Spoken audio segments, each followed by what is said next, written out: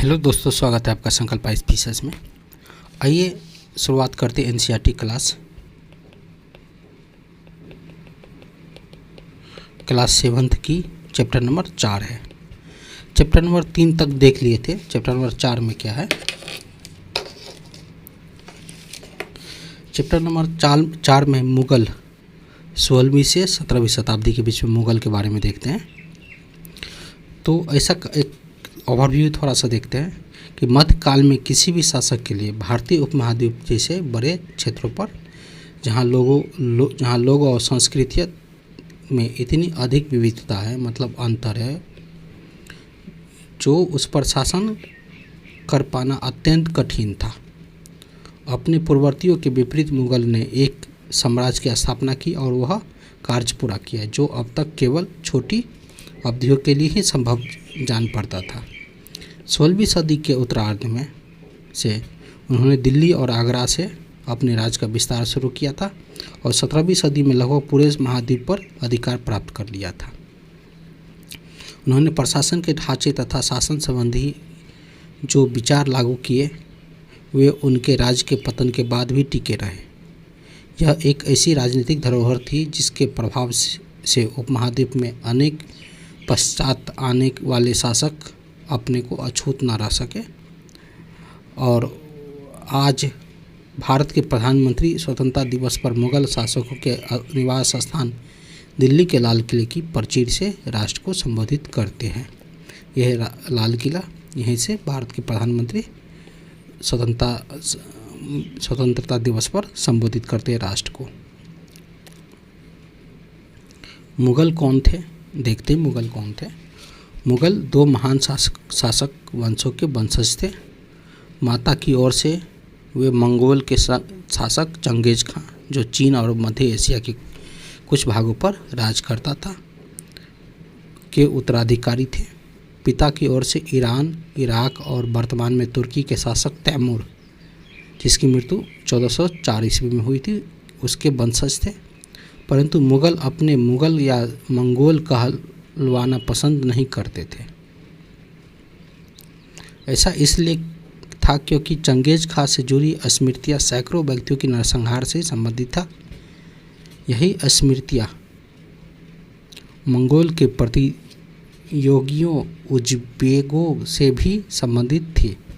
दूसरी तरफ मुग़ल तैमूर के वंशज होने पर गर्व अनुभव करते थे, ज़्यादा इसलिए क्योंकि उनके इस महान पूर्वज ने 1398 में दिल्ली पर कब्जा कर लिया था।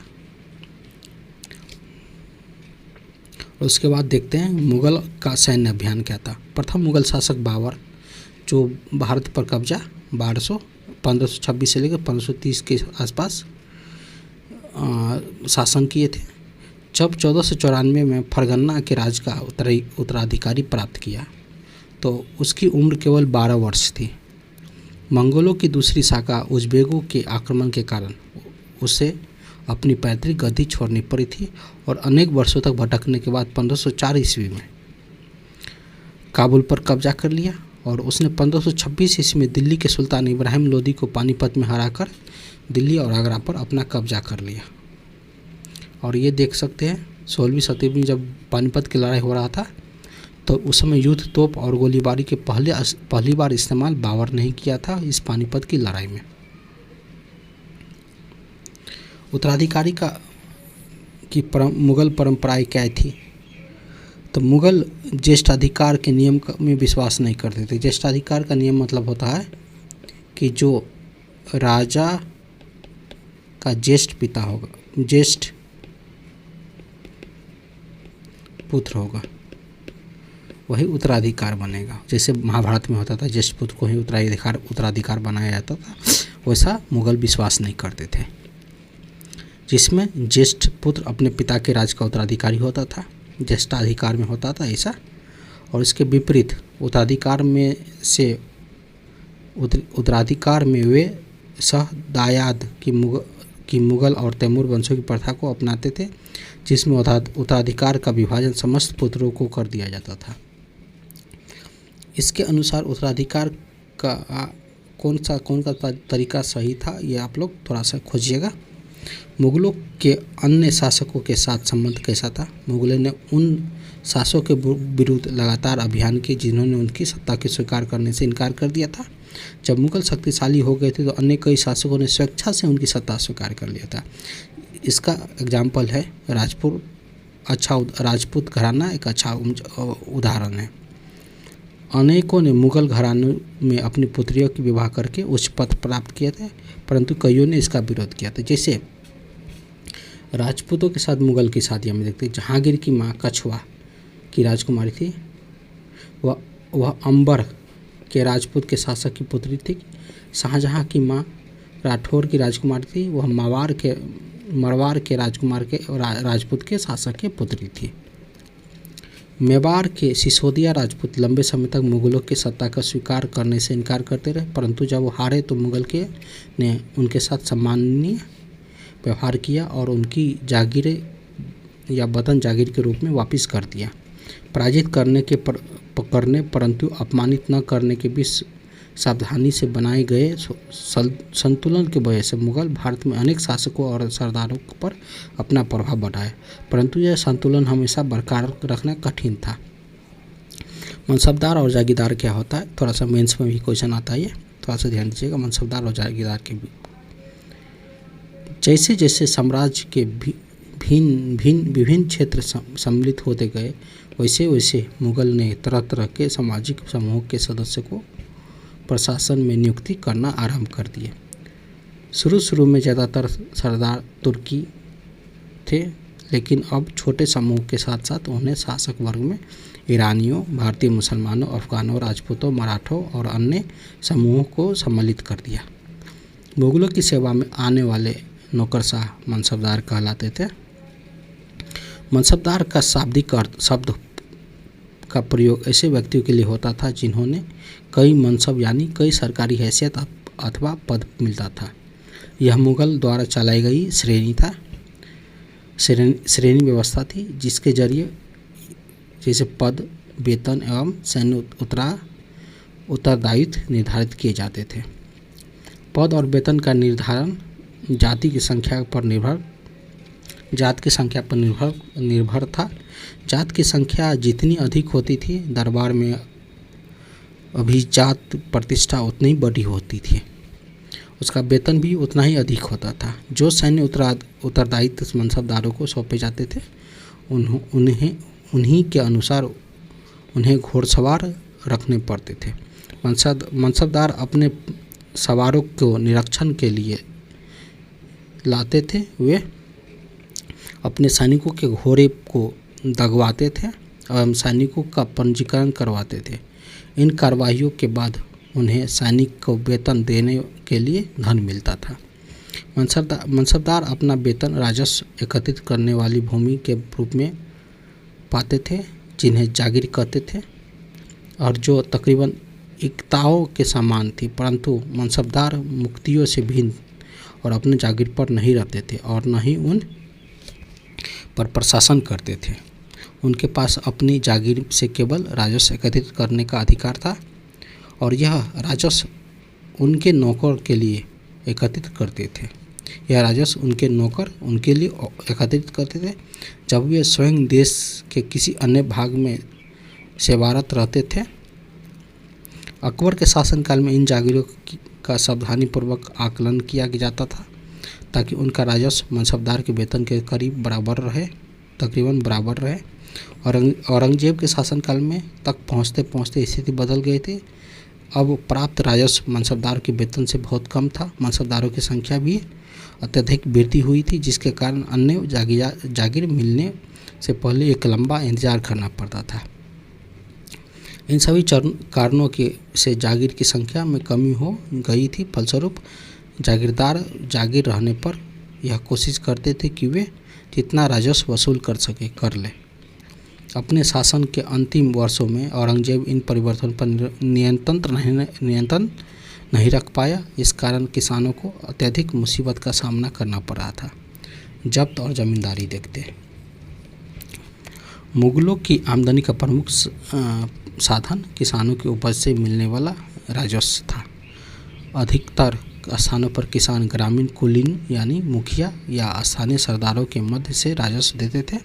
समस्त मध्यस्थों के लिए, चाहे वे स्थानीय ग्राम के मुखिया हो या फिर शक्तिशाली सरदार हो, मुगल एक ही शब्द में जमींदार का प्रयोग करते थे। अकबर के राजस्व मंत्री टोडरमल ने 10 साल 1570 से 1580 तक कालावधि के लिए कृषि का पैदावार, कीमतों और कृषि भूमि का सावधानीपूर्वक सर्वेक्षण किया। इन आंकड़ों के आधार पर प्रत्येक फसल पर नकद के रूप में कर मतलब राजस्व निश्चित कर दिया गया था। प्रत्येक सूबों और प्रांतों को राजस्व मंडलों में बांटा गया था और प्रत्येक की हर फसल के लिए राजस्व दर अलग अलग सूची बनाई गई थी। राजस्व प्राप्ति करने की इस व्यवस्था को जब्त कहा जाता था। यह व्यवस्था उन स्थानों पर प्रचलित थी जहां पर मुगल प्रशासनिक अधिकारी भूमि का निरीक्षण करते थे और सावधानीपूर्वक उनका हिसाब रखते थे। ऐसा निरीक्षण गुजरात और बंगाल जैसे प्रांतों में संभव नहीं हो पाया। कुछ क्षेत्रों में जमींदारी इतने शक्तिशाली थे कि मुगल प्रशासन शकों द्वारा शोषण किए जाने की स्थिति में वे विद्रोह कर सकते थे। कभी कभी एक ही जाति के जमींदार और किसान मुगल सत्ता के खिलाफ मिलकर विद्रोह कर देते थे। 17वीं शताब्दी के आखिर में ऐसा किसान विद्रोह मुगल साम्राज्य में अस्तित्व में को चुनौती दिया। चित्र नंबर 5 में देख रहे हैं जहां शाहजहां के राजकाल में एक लघु चित्र की ब्यौरा है जो जहांगीर के समय भ्रष्टाचार को दिखाया गया है। अकबरनामा और आईन अकबरी के बारे में थोड़ा देखते हैं। अकबर ने अपने करीबी मित्र और दरबारी अब्दुल फजल को आदेश दिया कि वह उसके शासनकाल का इतिहास लिखे। अब्दुल फजल ने यह इतिहास 3 जिल्दों में लिखा। इसका शीर्षक अकबरनामा। पहली जिल्द में अकबर का पूर्वज का बयान है और दूसरी में अकबर की शासन की काल की घटनाओं का विवरण देती है। तीसरी जिल्द में आईन अकबरी है। इसमें अकबर के प्रशासन, घराने, सेना, राजस्व और साम्राज्य की भूगोल का ब्यौरा मिलता है। इसमें समकालीन भारत के लोगों के परंपरा और संस्कृति का भी विस्तृत वर्णन है। आईन अकबरी का सबसे रोचक आयाम है विविध प्रकार की चीज़ों, फसलों, पैदावार और कीमतों, मजदूरी और राजस्व की संख्या का विवरण। ये चित्र नंबर 6 अब्दुल फजल ने अकबरनामा लेते हुए अकबर से। जहांगीर के दरबार पर नूरजहां का प्रभाव। मेहरुन्निसा ने 1411 में जहांगीर से विवाह किया और उसे नूरजहां का खिताब मिला। नूरजहां हमेशा जहांगीर के प्रति अत्यधिक वफादार रही, उसको समय समय पर सहयोग देती रही। नूरजहां के सम्मान में जहांगीर ने चांदी के सिक्के जारी किए जिसमें एक और स्वयं के खिताब उत्कीर्ण थे और दूसरी ओर यह वाक्य रानी बेगम नूरजहां के नाम से कटा हुआ था। बाईं ओर दिया गया दस्तावेज नूरजहां द्वारा जारी किया गया आदेश जो फरमान है। चौकोरों मोहर बताती है कि उदादत और महान महारानी नूरजहां बदशाह बेगम का आदेश है कि गोल मोहर के अनुसार जो चौकोर मोहर है आदेश है जो गोल मोहर है के अनुसार शाहजहां के प्राप्त महारानी से और चंद्रमा जैसी वैभवशाली बन गई है। हम कामना करते कि नूरजहां बादशाह इस युग की सर्वोत्तम महिला बने। सुलह कुल के बारे में देखते हैं।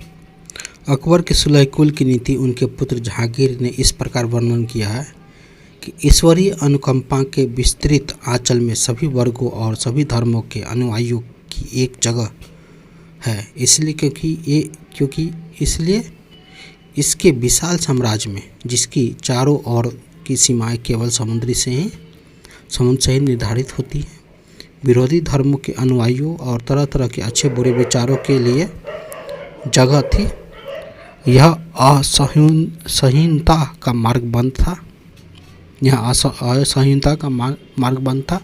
यहाँ यहाँ सुन्नी और शिया एक ही मस्जिद में इकट्ठे होते थे और ईसाई और यहूदी एक ही गिरजे में प्रार्थना करते थे। और उसने सुसंगत तरीके से सार्वत्रिक शांति जो सुलह कुल के सिद्धांत का पालन किया। 17वीं शताब्दी में और उनके पश्चात मुगल साम्राज्य देखते हैं। मुगल साम्राज्य की प्रशासनिक और सैनिक कुशलता के फलस्वरूप आर्थिक और वाणिज्य समृद्धि में वृद्धि हुई।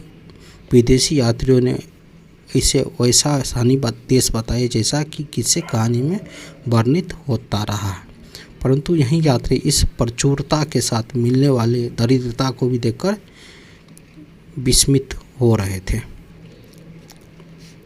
सामाजिक असमानताएं साफ दिखाई पड़ती थी। शाहजहां के शासनकाल में के 20वें वर्ष के दस्तावेज से हमें पता